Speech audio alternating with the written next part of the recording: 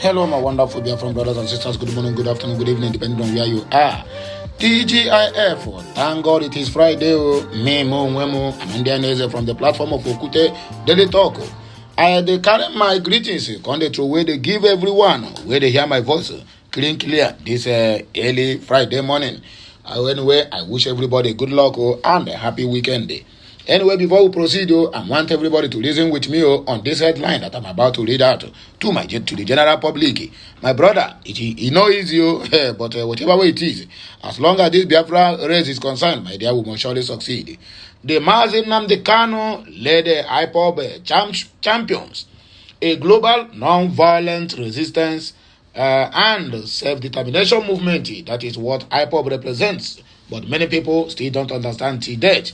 Well, may we read between the lines. But before that, make on hear this Ubonga headline. Chicago certificate scandal. You can't hide under privacy law to how to release of academic records. Atiku to Tunumbu. This one is an Ubonga message. In fact, my people, this one will make us know, say, my dear, anything with APC cannot do does not exist. They have been trying in one way or the other, in everything humanly possible, to make sure that this certificate of 18 does not come out to the public. But I trust Atiku. He can never trade that petition with anything. Anyway, I beg, make gonna help me share this message, like, comment, and make sure you do what you subscribe to my channel for better experience. Or moreover, make sure you share this message because all the very, very important part. Let us go there. On our way down and on a good morning. There is no gain saying to the fact that in the contemporary landscape of the global non-violent resistance movements, few have quite captured the war's intention. Like the indigenous people of Biafra, IPOB, under the leadership of Mazi Nnamdi Kanu, at the heart of this movement lies a fervent commitment to non-violent resistance as a means to achieve self-determination, justice, and human rights. To whom it may concern, IPOB is a social political movement founded by Mazi Nnamdi Kanu in 2012. Her primary objectives is to advocate for the self-determination of the Biafran Republic in the present eastern Nigeria. This self-determination is a right to decide for oneself, like Biafrans are asking. Biafrans is a nation which existed more than 500,000 years before the creation of Nigeria by Britain. A colonial imperialist that today, through the Nigerian, have continued to subject the Biafran people into hardship and suffering and killings. Since referendum is an established democratic process through which the people decide and settle any issue at its core, IPOB seeks to address the historical grievances of the Biafran people, including issues of marginalization, discrimination, and social cultural exclusion. It's only Nigeria that they are doing racist with the other tribes to the Biafrans. What they did is what I cannot say. The movement asserts that self-determination is a fundamental human right, and they demand a referendum to allow the Biafra people to decide their own destiny. This is in line with African Charter on Human Rights and Article 12 of the United Nations Charter on Self-Determination. IPOB's approach to achieving self-determination is firmly rooted in the principles of non-violent resistance. This commitment to non-violence is a stark departure from the violence that was levied on Biafran people in the late 1960s. Mazi Nnamdi Kanu has consistently emphasized the importance of peaceful approach in achieving the movement objectives. Despite his peaceful posture, those responsible for genocide against Biafrans have continued to beat the drums of war by declaring referendum an act of war. This ludicrous behavior from the attackers of peaceful conduct is a clear indication to why the choice of non-violence is not accidental. It reflects a deep understanding of the power dynamics inherent in non-violent resistance. Lessons drawn from the transnational networks for non-violent movements have informed IPOB's approach.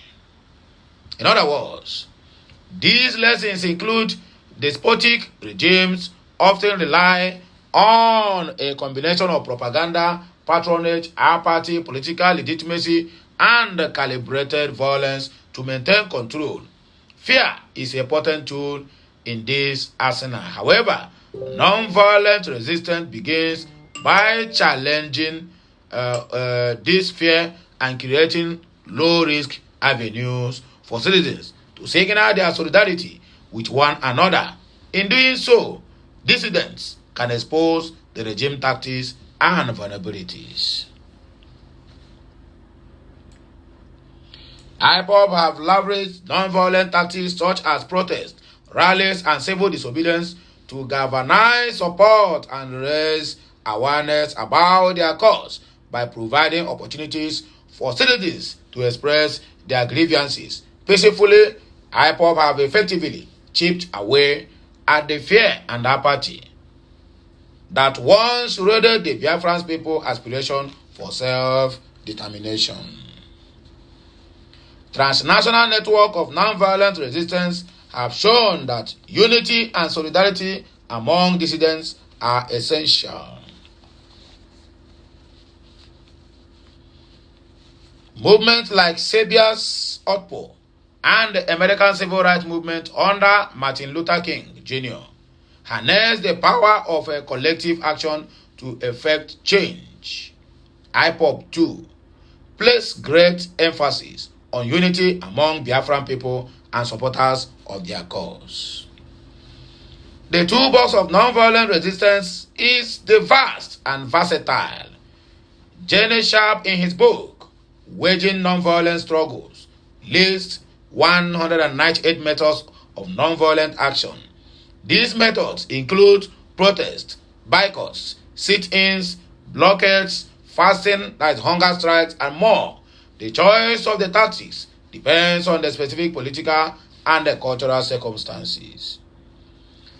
IPOB has employed a range of nonviolent tactics to advance their cause. Peaceful protests, demonstrations, and boycotts have been instrumental in drawing actions to their grievances and generating support.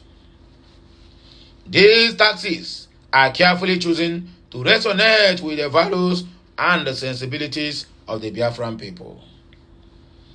As the movement continues to advocate for a referendum and self-determination, it underscores the universal principle of human rights and the right of all the people to determine their own destiny. IPOB journey reminds us that the struggle for justice and the freedom is not confined by borders or limited by violence. It is a testament to the enduring human spirit capacity to resist oppression and injustice through peaceful means. The lesson drawn from the transnational networks of non-violent resistance continue to guide their path toward a more just and equitable future.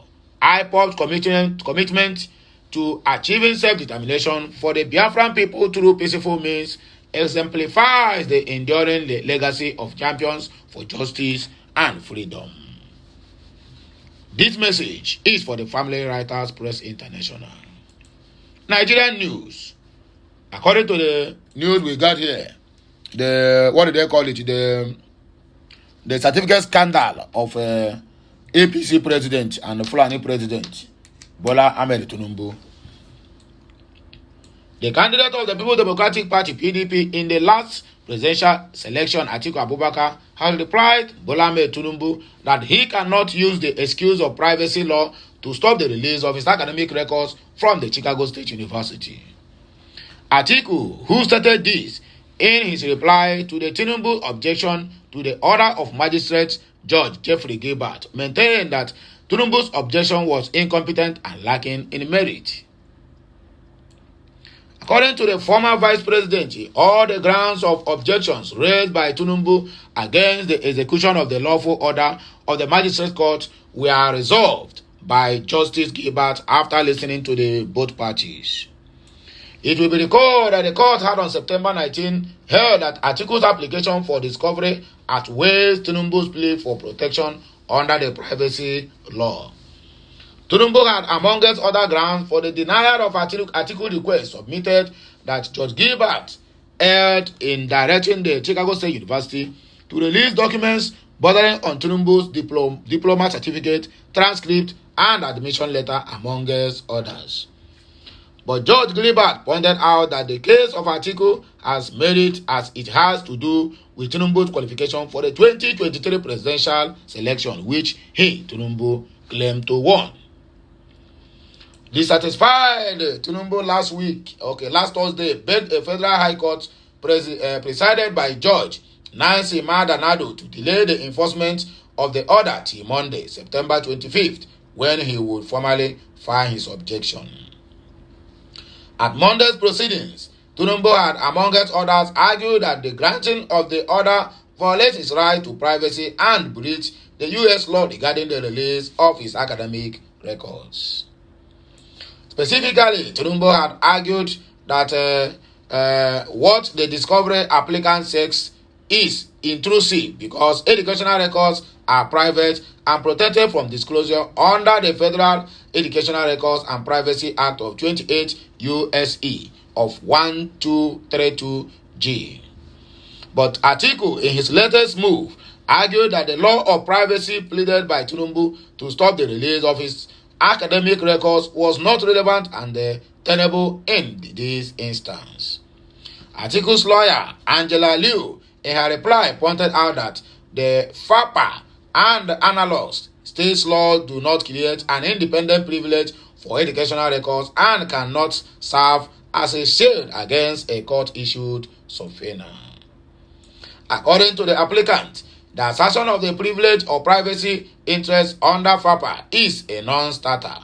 The statute does not give individual any enforceable rights, adding that FAPA does not provide a privilege that prevents the disclosure of students' records.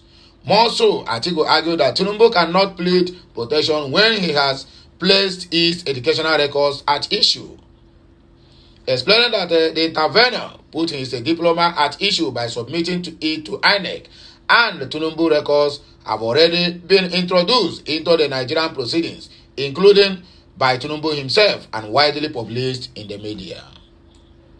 Stating further that through various proceedings, Tinubu has submitted his own educational records for consideration by courts and indeed by the public. Atiku submitted that Judge Gilbert correctly decided that the balance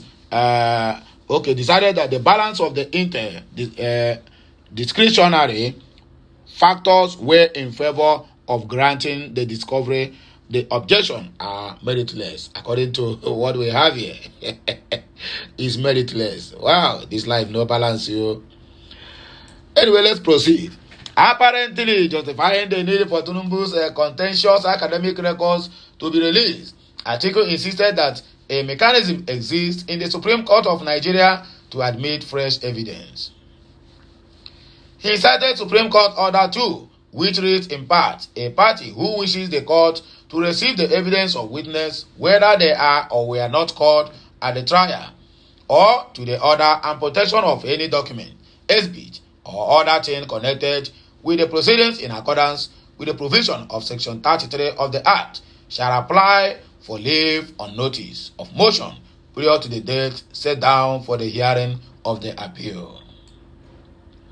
The application shall be supported by affidavit of the facts on which the party relies for making it and of the nature of the evidence or the document concerned. It shall not be necessary for the other party to answer the additional evidence intended to be called, but if its leave is granted, the order.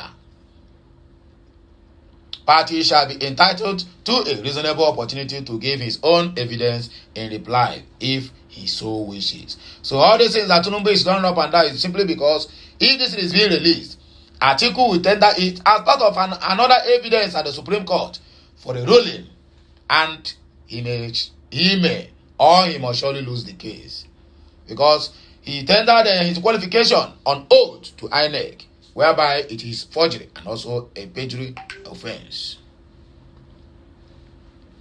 While stating that this application is straightforward, Section 1782 application, Atiku submitted contrary to intervenors inflated rhetoric. Applicant is not seeking to conduct a fishing expedition into intervenors' private, confidential, and protected educational records. Rather, applicants seek to test the authenticity and origin of 12 pages of the documents, including 2 different diplomas, according to the news. If the court overrules the objections, applicants respectfully request that it enter an order requiring production of documents not later than October 2, 2023, and the disposition scheduled not later than October 3 to allow time for transcript to be finalized and the discovery obtained to be sent to Nigeria, which in 6 hours ahead of October 4, so that such evidence may in turn be filed with the Supreme Court by October 5, which is when applicants Nigerian Council intend to submit any new evidence to the Supreme Court. So that is why this man is running up and down. I don't want them to release his credentials. Shame to APC and shame to their president. Anyway, my wonderful BIAFRAN brothers and sisters, I beg you here, I go take leave on. Beg on day, enjoy. I'll be right back with another blockbuster. Have a nice day, and may good Lord bless you in this Friday as you share this message, like, comment, and make sure you do what? You turn on the notification button, be notified each time we go live or post something on this channel or another channel related to Okute Daily Talk. I'm signing out. Bye-bye for now, my wonderful people. Que mesiano.